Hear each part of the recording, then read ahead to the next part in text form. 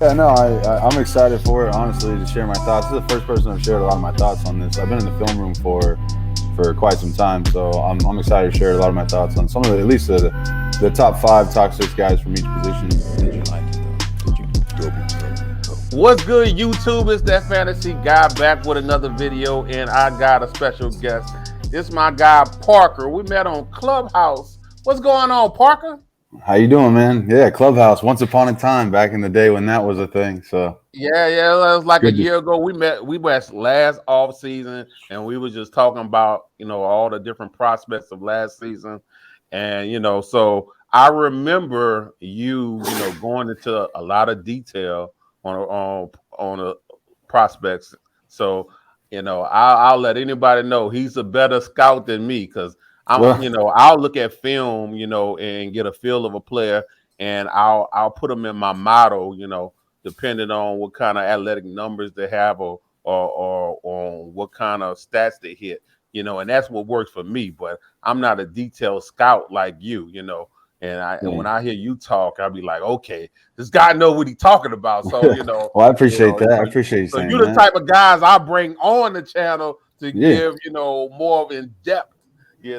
So Well, but no, I let's appreciate you saying that. Definitely. oh, I account for exactly what you're talking about too. I mean, raw athletic scores and different things, they matter to me too. Don't get me wrong. It's just I do put a lot of weight in the film. I mean, I grew up playing ball and everything, and film is what I know. Like, just being in the film room every Sunday after a game, just picking it apart, translating those skills from when I played into picking apart players now coming into the NFL is just like something that came natural. So it's, I tried to find my spot in the fantasy football community in different ways, and this is kind of the spot I feel fit best into. So I appreciate you recognizing that and bringing me back. Like you're saying, we swapped a lot of good ideas last year, and I think that's the only way you get better at this stuff is like nobody's perfect at scouting. You say I'm like better than you or whatever, but everybody always needs to be getting better, and the only way to get better is by swapping ideas and talking to others and like learning from your mistakes and different things like that. And that's one thing I think you're big on is like you point out my mistakes, man, and I appreciate that in a big way. It helps me learn and stuff like that. So I appreciate that. so you said you play football. I guess that probably put an impact in your scouting. But tell me what led you to doing the scouting thing, your path to it from you playing football and what position up until now. So I actually played tight end, fullback, and slot receiver, or like a H back. Pretty much that's becoming more and more prevalent actually today in the NFL, and out of the pistol system. So moving around the offense quite a bit, I got a feel for pretty much every position on the field. So once I started to learn every position, like every position became big to me. Everybody has like, oh, I grew up playing wide receiver, or I grew up playing running back, or I grew up on the line. All of that was important to me. My boys on the line were important to me because I played tight end and I blocked with them.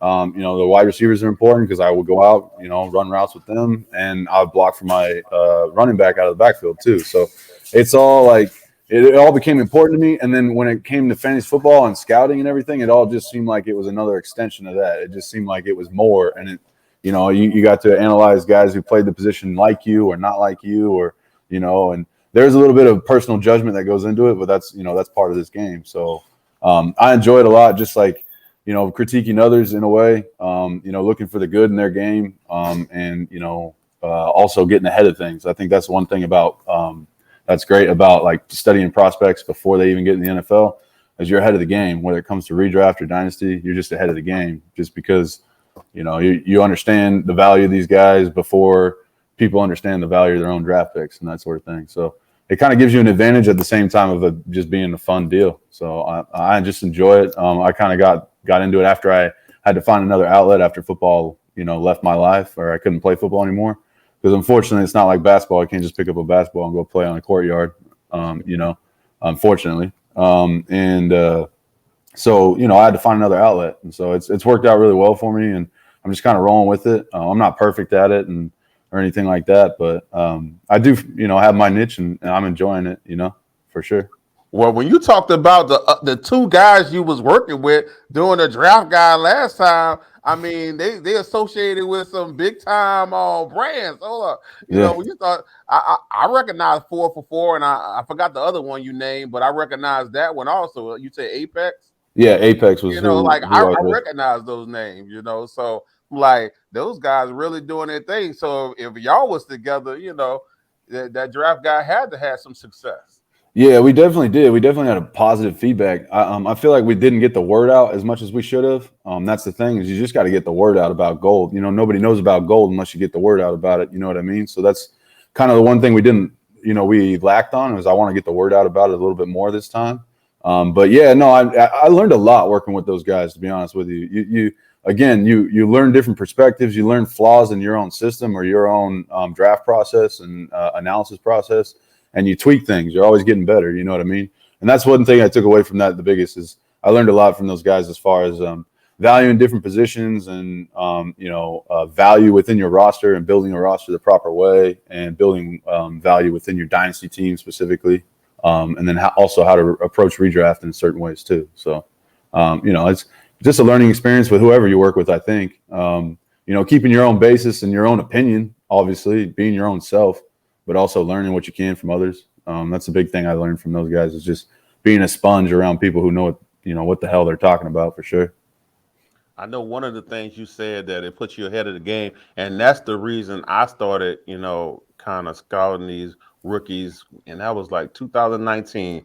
That was like my first year playing Dynasty, and I was like, man, I want to know the rookies, Mm-hmm. So I started honing in on the rookies, and when I go back and look at my notes, I'd be like, boy, I was, I learned a lot. It's like, because I put a lot of different things in place now that I didn't have in place there, and I see why I missed on some players because I didn't have those things in place. So Yeah. that's cool to see. So speaking of that, well, first how long exactly have you been, scouting the players?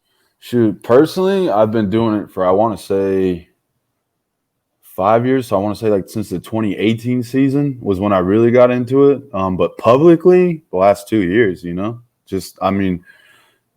I'm pretty self-conscious of certain things, self-critical. And so that's why I guess maybe I didn't release it to the public as much, as far as like my own analysis and things.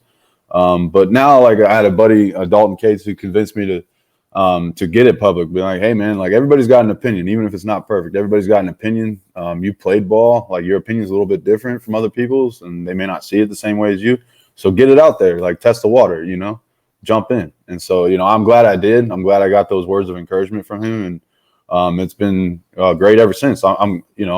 This is something like I'm building up my own brand, if you will, or whatever you want to call it, and it's, to some people it's like work, but to me it doesn't feel that way. It just feels like I'm talking shop with guys like you who just love the game just like I do, and we're just trying to figure it out, man. We're all just trying to figure it out. You know what I mean? So I enjoy it. And that's why I never trip. Like, I have some homeboys that mess with me, be like, oh, whatever. What you gonna get on your little channel? I'll be like, look, it's not work for me. I get Yeah, on here and I love what I do. I have exactly. fun. Yeah, exactly. I might only have, over 100 subscribers, but at the end of the day, I like what I do. I just get on Yeah, sparingly. I don't have to force it. I yeah, don't feel obligated to do it. It's just something yeah. I like to do. Yeah, I feel So that. let's get to your biggest hits when it All right. Yeah. comes to the rookies. Like, what could you pound your chest on and say, I got this right? Well, the big one last year was Ramondre Stevenson. I don't know if you remember me talking to you about him at all, but Oh yeah, I like them. So yeah. I didn't have to convince you or anything like that. You were like on board because you saw it. You know what I mean? And the big thing with him was the metrics weren't there as far as like the production in his 2 years at Oklahoma. But I mean, you got that out of his year at JUCO. I mean, breaking 2,000 yards in a single season in 10 games is not to be scoffed at. You know what I mean? Everything he did definitely pointed towards like, look, I can give him a pass on his production profile. But past that, his film was just lights out. So I was just all over it. I was just like, look, man, the big thing is this guy's being undervalued. Like, not just is he like a solid back, I guess he's starting in the NFL, but he's being undervalued. Like, he's being passed up, like in a class last year with full of guys like Michael Carter and like all these pass catching backs, with the exception of Javonte and Najee at the top. It was slim as far as, big, thick bruisers. So that was another thing that I thought would propel him up, maybe even in draft capital, when he thought, people were thinking he was going to go in the 5th or whatever. It moved him up a little bit just because of supply and demand. There weren't that many big backs in that draft. So all that combined to him actually getting a good spot on a good team with run basis and, that used him early and kept him honest. In preseason, right before he had a triple-digit rushing night with 2 touchdowns, a week before, their running back coach was talking about how he needed more work, and they're keeping him humble. And then he goes off, a week later. That's kind of what you want. You want a guy being kept in control and kept in check, and then also going off. You know what I mean? So I really was big on him, and I was really stoked to get value return out of him. Picking a guy in the 3rd round and returning that kind of value already was a big deal. So I was big on that. And then as far as quarterbacks last year, I was big on Justin Fields, and I'm still big on him. You know what I mean? I still think I don't know if I knocked that one out of the park necessarily, but I also don't think he's given a full chance yet. You know what I mean? So I do think that his value is still there, still holding strong, and I do think he'll do pretty well. He did better than a couple other guys who were projected higher than him. So, I still think he'll be doing well, and I still think, he needs to be given another chance, especially with the new regime they just built up in Chicago. You know what I mean? So those are the two, I was big on and still are pretty fruitful to this day. Other ones are obvious. Like I was huge on Kyle Pitts. I was over the top, over the moon on Kyle Pitts, saying I see this guy being tight end 1 in the following year, and but a lot of people was over the hill on Kyle. Yeah, no, I know. So that's why it got I was ridiculous.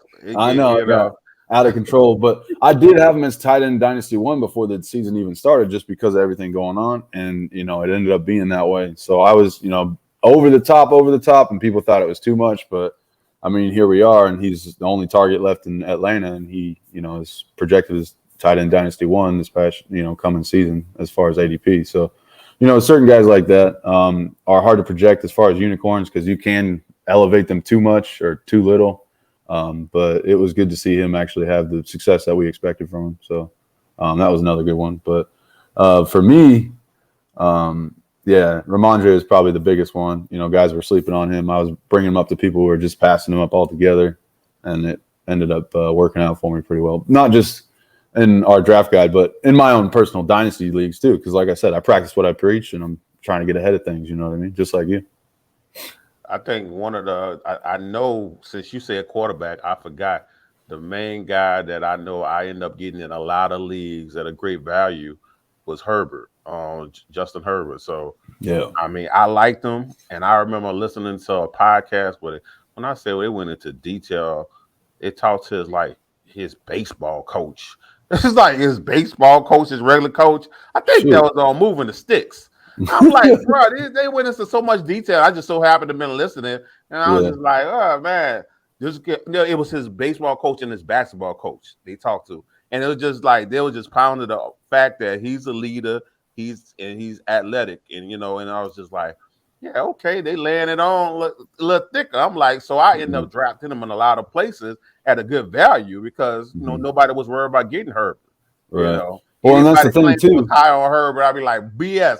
I didn't know I was talking about Herbert. Well, the main thing was people weren't exactly, when they were trashing him at the time, they weren't exactly giving valid reasons to trash him. The only thing that really came out was, his lack of leadership. He's a quiet guy, lack of leadership, quiet guy. But then you heard interviews like that from people who actually know him and worked with him and say that he's a quiet, strong leader by example. Now, there's different types of leaders, you know what I mean? There's the guy who's loud, rah, different things, and then there's the guy who literally is just a silent killer. It's just, look, this is how I'm supposed to operate. I operate almost perfectly. I'm the leader by example. Everybody get on board the ship. We're going to go win some games. You know what I mean? And I feel like Herbert is that second one. I feel like he's that silent killer. And identifying a different type of leadership it's still leadership. You know what I mean? And so I think that's one of the weird things that people knocked him on, and it wasn't a knock. It was, it was baloney. You know what I mean? It ended up, we're here today, and he's one of the I mean, shoot, one of the top 5 dynasty quarterbacks in the league. I mean, Top 3. you know what I mean? Yeah, People shoot. making I was going to say arguments 3, but I don't want to ruffle nobody's feathers. People making an argument, for him to be 2 since Mahomes lost Hill. Yeah, I mean that's a conversation I actually would I was get in I was on, trying to but sell him. I didn't think his value will get even higher. I was trying to sell him when his value was super high. I was like, yeah, let me get a couple first and a couple high first for them. And I ended up, getting like Trey Lance and another quarterback for him. And I was like, damn, this value got any higher. I should have waited a little while. yeah, well, not just that, but too, also their defense getting better is only going to make their offense better. You know what I mean? Anytime a team gets better as a whole, whether it's special teams or defense, offense is positively affected too. And they got better on defense. I mean, Khalil Mack, and if that's the case, then shoot, I might want to invest in Eckler. Yeah, I mean, well, definitely defense, too. The more they gonna run the ball. Exactly.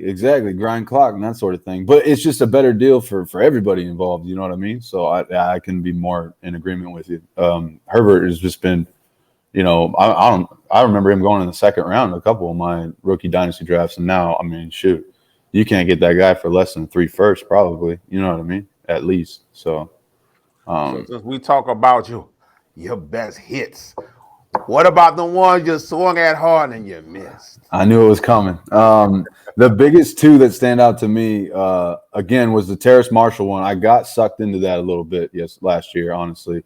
I saw so nice though.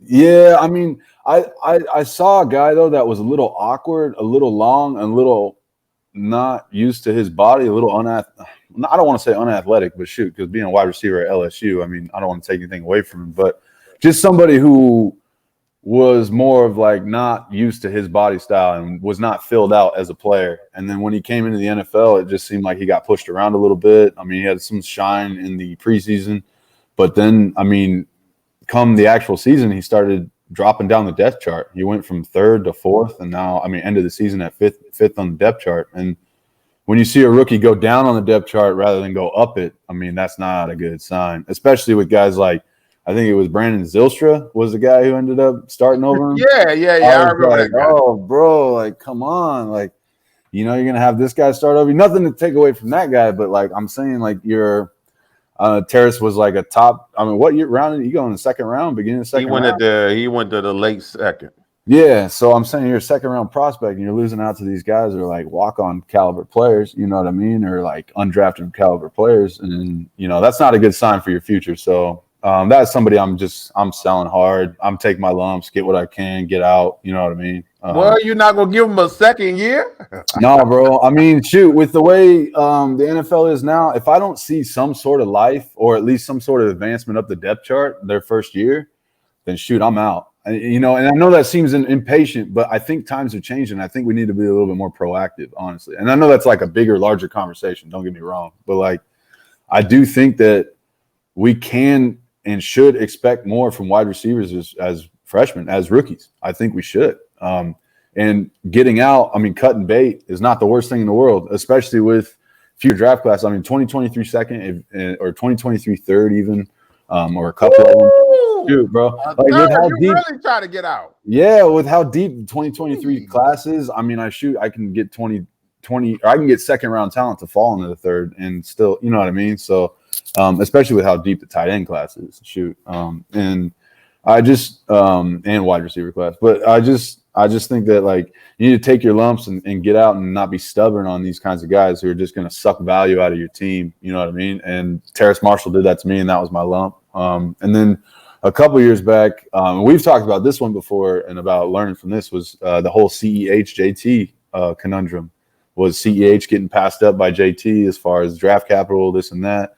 And then as a reaction, us as a community, some of us moved up CEH past JT. And that was one of my biggest lumps I took, honestly. I was listening to Andy Reid compare him to Westbrook, and I was frothing at the mouth for a pass catching back. And, I'm sure everybody did it too. You know what I mean? So I just and I looked at all his past running backs. Like, I mean, shoot, you can go back to Jamal Charles, Kareem Hunt. He had several running backs where, he load up their load. It's easy to get sucked up to that. I learned the lesson that year because I had Jonathan Taylor clearly above CEH. Pre-draft, CEH was my number 8, running back 8. So I had him 4 down. I wasn't a fan at all. And I was like, with that trying to draft capital, I gotta put him up to Right. like You got to like I raised them up, and I was like, and then I was taking so much Jonathan Taylor, I was like, I need to diversify my own yeah. portfolio and take some on CEH. So I started taking CEH. That was the worst mistake I ever made. I said I would rather be wrong on a guy I feel is clearly better and just take all of them shares and I'll just be stuck Yes. with them because I was never a big fan of CEH. Now I'm regret every share that I have of CEH right now. Now, to that point, now this is another larger conversation I was talking about as far as like dynasty theory and like building your team. I'm not a big fan of diversifying. I'll be honest with you. If I'm in on a guy and That's why. exactly. And if I'm in position to take him and I'm supposed to take him, I will take him every time, 10 times out of 10. You know, not that 10th time, I want to diversify. Maybe I want this guy instead of that. You know, I want Deontay Johnson instead of T. Higgins here. I want to see if I can get some variation.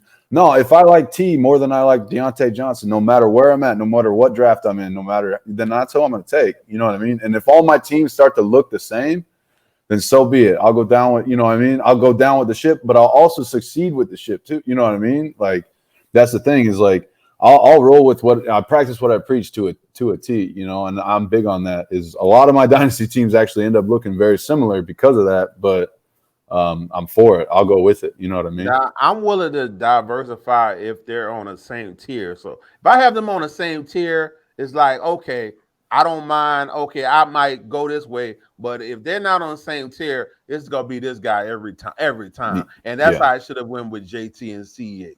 I should have never put them on the same tier. So they Got shifted hyped up. into It's like okay. that's every player that goes to the Chiefs get hyped up, man. Yeah. Every time. I mean, Because there's going to be a rookie drafted by 1 or 2, maybe. Yeah. Or wide receivers drafted to the Chiefs. Yeah, I was just gonna say wide receiver. It's going to be sky high, you know. Yeah, watch. It's gonna be like somebody like John Mechie or something like that, and it's gonna like, he's right next to Jameson Williams now, or something like that. You know what I mean? And nothing against John Mechie, but like, yeah, it's propelling some guys who maybe don't deserve it up forward. And in reality, that's just like a compartmentalized system. Sometimes they even go in towards the run. You know what I mean? So you can't rely on them anymore for huge output. It's not like Tyreek and Travis Kelce are going to be replaced and replicated right away or anything like that. You know, So I remember 3 misses I had, and I didn't talk on this on my channel before.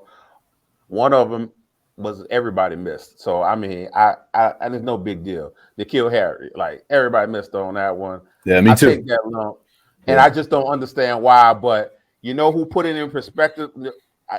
That's gonna be my third guy that put it in perspective why I missed on him.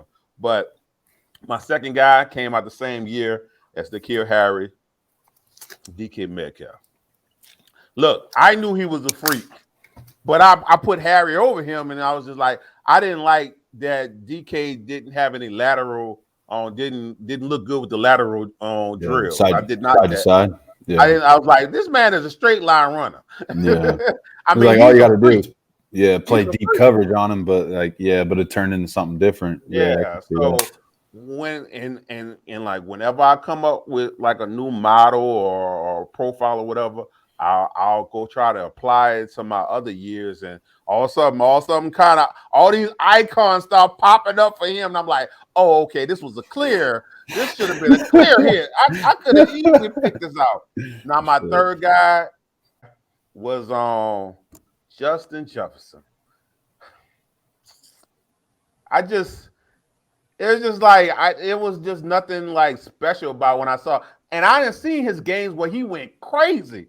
But it was just like when I see this, I was like, well, this guy don't, really just stand out to me. I don't remember where I ranked him at, but he didn't just like pop to me. It was just like, okay, he fit this my wide receiver prototype I like, but he just didn't pop like I liked. Then when he did everything he did, I went back and looked at all my notes and I started highlighting the stuff that I should have had highlighted. I'm like, okay. Yeah, this one is important that I missed right here. And he set the stage for me how I looked at wide receivers. Me missing on him and make sure I don't miss again. It's all because of Justin Jefferson. How What do you did you do think with him? But changed? like I said, I remember him having some good games. So you probably easily put him on a pedestal. Yeah, no, I was big on him, honestly, especially with his ability to separate over the middle. That was a huge thing. I thought that was huge in college. And I did realize that Joe Brady had something special going on there, and they did have other people drawing attention. I mean, you had CEH, and Joe Burrow That's having what it was.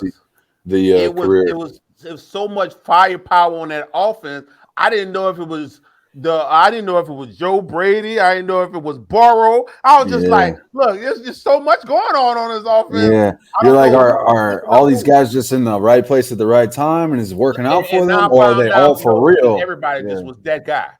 everybody's just for real in that offense. Yeah, they were so good. It was just they're all just for real. Yeah. So no, I totally agree. I was big on him. I can't say that I was like, oh, wide receiver one from that class and everything he ended up being, he is today. I can't attest to that. I was more that way with Jamar Chase when he was coming out rather than Justin Jefferson. But the thing with JJ is that the consistency and the full throttle and the speed and the separation is there every play, regardless, every play. And it's just consistent in effort. Everything is there. And so that's what I saw coming out, and I was big on it. I just didn't know. I mean, the Vikings weren't exactly something I was excited about, honestly. Landing spot did affect me a little bit there. I tempered expectations because of landing spot. I thought Adam Thielen demanded a lot already there. I thought that he was already nuts in the red zone, so I didn't think there was much opportunity for scoring touchdowns. And I didn't think that Justin Jefferson would get the kind of volume that he was getting as a rookie, let alone still getting, and to make up for those lack of touchdowns and yardage. So I just thought, maybe we could see a 1,000-yard receiver, maybe with a couple touchdowns, but then he goes off for everything he did. You know what I mean? So no, yeah, I don't want to say like sit here and like, oh man, you missed on him. I was huge on him or anything. No, man. I was okay, like late first round grade. I think early second round grade on him. Kind of like where I'm at with George Pickens this year. Question some of the guys you was bringing up last year. I was like, because of Justin Jefferson, separation was very important to me. And I was like, you'll bring up like a contested guy. I'm like, I ain't see no separation, homie. I don't know about that guy. Like, if I don't see no separation, I'm questioning him already. Yeah, but I do think there are different types of separation. There's like speed separation, as far as like just burning a guy and being like, all right, see ya. And then there's also another form of separation, like in basketball, like boxing out and shit, like just using your yeah, exactly, and George Pickens too. But it's just two different types. That the second type is definitely much harder to notice and define because they're still not separated. It's not technically separation, but it is. You know what I mean? It's like body lean, and it's positioning, and it's, using your body to position yourself. I mean, that's where it comes from, is the best people who the players who are the best at it are the ones who typically played basketball. And so that's where it's originally from, is just boxing out at the key and different things like that down low when you're battling in the paint for rebounds and different things. So guys who can do that, Drake London, obviously, who played basketball and plays basketball at SC, does it extremely well. So he just uses different tools in different ways to get the same goal accomplished. You know what I mean? He just does it in a much more aggressive manner than most wide receivers do it. That ball goes up in the air, he's going to go get it for sure.